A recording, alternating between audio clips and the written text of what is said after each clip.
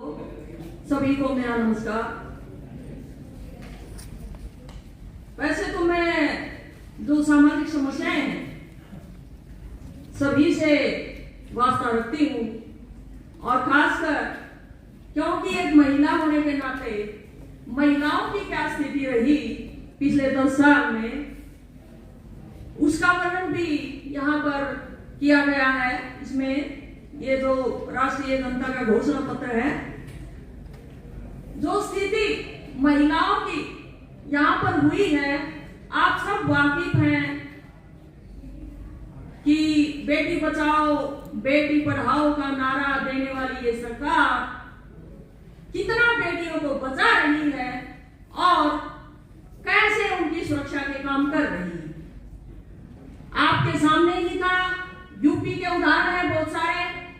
वहां पर बीजेपी सरकार के मंत्री हमारी महिलाओं की जो मर्यादा है उनको रोकने में शामिल रहे हैं, और हमारे प्रधानमंत्री जी कुछ नहीं बोले, एक शब्द तक नहीं बोले। महिलाओं की मर्यादा को रोकने के लिए आपके सामने हमारी इस देश की आन बान और शान, जो पूरी दुनिया में नाम रोशन किया भारत का, वो हमारी भारतीय खिलाड़ी, सोने के दम में लेने वाली वो हमारी खिलाड़ी। और आपको मालूम है कि इस बीजेपी सरकार के मंत्री पर आरोप लगाया और उनको सजा दिलवाने के लिए, न्याय के लिए वो दिल्ली के जंतर मंतर पर धरनों में बैठी। उनका क्या हाल हुआ पूरा देश जानता है।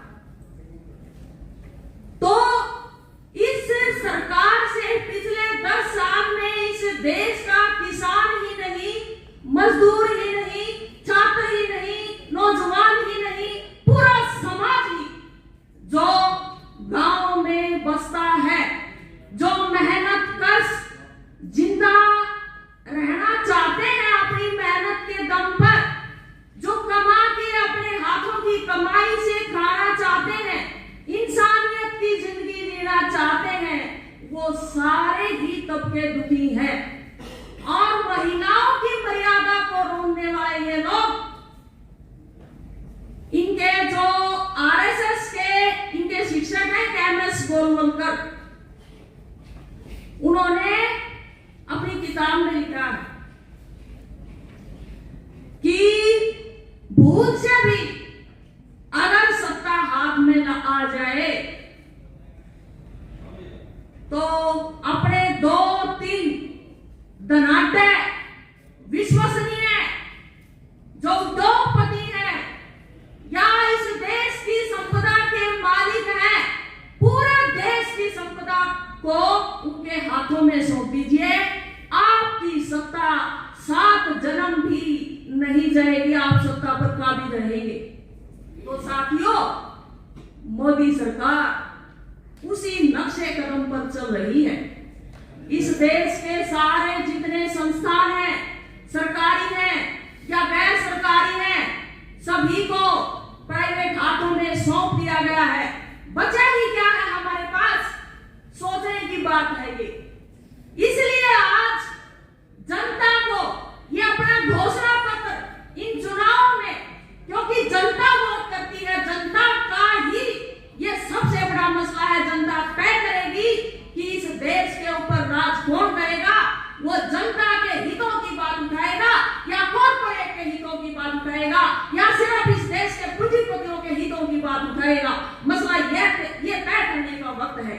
इसीलिए ये जो जनता का घोषणा पत्र आया है, सभी वर्गों की समस्याओं को सम्मिलित करते हुए ये घोषणा पत्र है।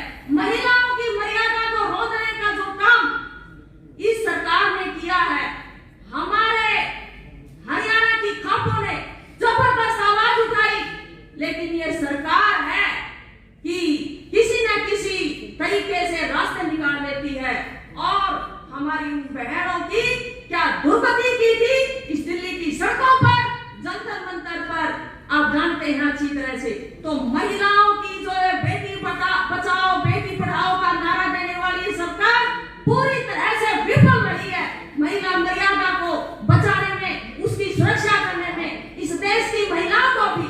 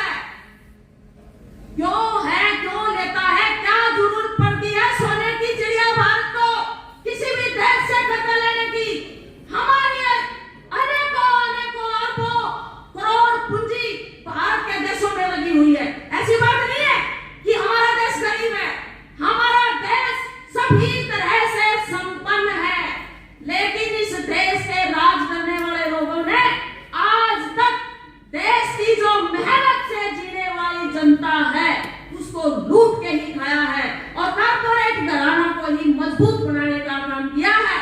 तो आज जरूरत है सभी तबकों को, छात्र हो, नौजवान हो, किसान हो, मजदूर हो, महिलाएं हो, सभी को एकजुट होकर के इस इलेक्शन में भी ये सवाल उठाए कि मेहनत कश वर्ग की जो लूट है इसके खिलाफ आप लोग संसद में क्या कदम उठाएंगे?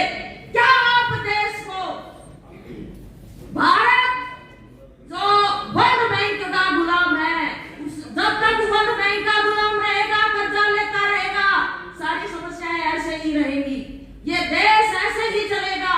इसलिए आज वर्ल्ड बैंक से और उसे बाहर निकलने की जरूरत है देश को। तो आप सवाल उठाइए, क्या आप लोग क्या काम करेंगे इस देश को? दुनिया के जो लुटेरे लोग हैं, हमारा देश भी उन्हीं में शामिल हो गया है, इसको वहां से बाहर निकालने के लिए संसद में कोई ऐसा कानून बनाएंगे या जनता आवाज उठाएगी तो आप जनता के हित में बोलेंगे या कॉर्पोरेट घरानों के हित में रहेंगे? ये सवाल उठाने की आज बेहद सख्त जरूरत है, क्योंकि देश 76 साल भुगत चुका है आजादी के। आगे टाइम की पाबंदी है, मैं आप सभी से यही कहूंगी कि ये सवाल उठाने बहुत जरूरी है। जितने भी नुमाइंदे हमारे सामने आते हैं, किसी भी पार्टी के आए, सबके सामने ये सवाल उठाइए।